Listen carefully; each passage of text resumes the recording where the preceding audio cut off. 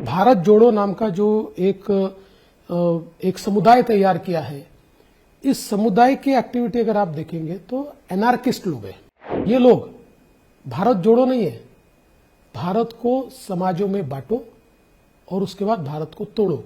मैं तो योगी जी के नारे में कोई गलत बात नहीं देखता। लोकसभा में हमने देखा वोट जिहाद। लोकसभा में उनके धर्मस्थलों से बैनर लगाए गए, महाविकास आघाड़ी को वोट नहीं दिया तो अल्लाह के साथ बेईमानी है। अब जो डर हमको था, ये वापिस महाविकास आघाड़ी तलवे चाटने की राजनीति कर रही है। ओबीसी में 350 जातियां है। ये 350 जातियां मिलकर ओबीसी समूह बनता है तो एक प्रेशर ग्रुप है कि भाई ओबीसी का कल्याण करना है।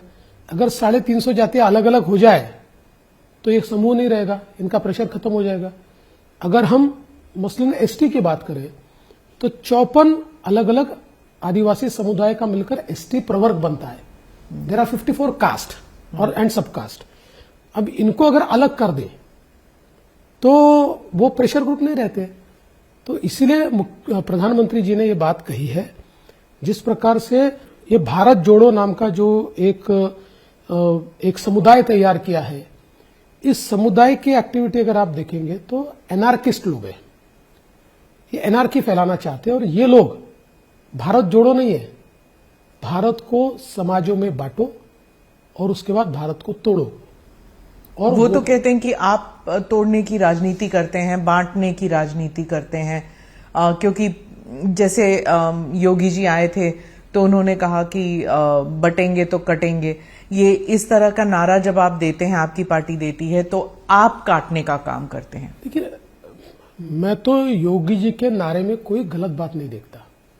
इस देश का इतिहास देखिए, जब जब ये देश जातियों में बटा, प्रांतों में बटा, समुदायों में बटा, तब तक ये देश गुलाम हुआ। देश भी कटा और व्यक्ति भी कटे। इसलिए बटेंगे तो कटेंगे, ये इस देश का इतिहास रहा है। और मैं समझ नहीं पाता हूं कि अगर कोई ये कहता है कि बांटिए मत और बटिए मत, तो इस पे ऑब्जेक्शन लेने की क्या बात है? क्योंकि जब मुसलमान समाज कहता है कि हमें एकजुट होना चाहिए तो उनको एंटी नेशनल का दर्जा दिया जाता है, उनको सेपरेटिस्ट कहा जाता है कि आप एक गुट बना रहे हैं, आप you are not integrating with the rest of the country. लेकिन जब हिंदू समुदाय कहता है तो उसे नेशनलिज्म का दर्जा दिया जाता है। देखिए, सवाल ये है कि आप अगर किसी पर्पस के लिए एक आ रहे हैं, आप एकजुट हो रहे हैं, बहुत अच्छी बात है। लेकिन लोकसभा में हमने क्या देखा? लोकसभा में हमने देखा वोट जिहाद। लोकसभा में उनके धर्मस्थलों से बैनर लगाए गए, महाविकास आघाड़ी को वोट नहीं दिया तो अल्लाह के साथ बेईमानी है, ऐसे वोट लगाए, ऐसे बैनर लगाए गए। मैं तो तमाम सेक्युलरवादी जो अपने आप को मानते हैं उनको पूछता हूं, ये कौन सा सेक्युलरिज्म है? कस्में दिलाई गई लोगों को, और पर्पस क्या है? डिफीट मोदी। पर आपकी पार्टी भी कहते जो राम को लेके आए हम उन्हें ले आएंगे। तो गाना है।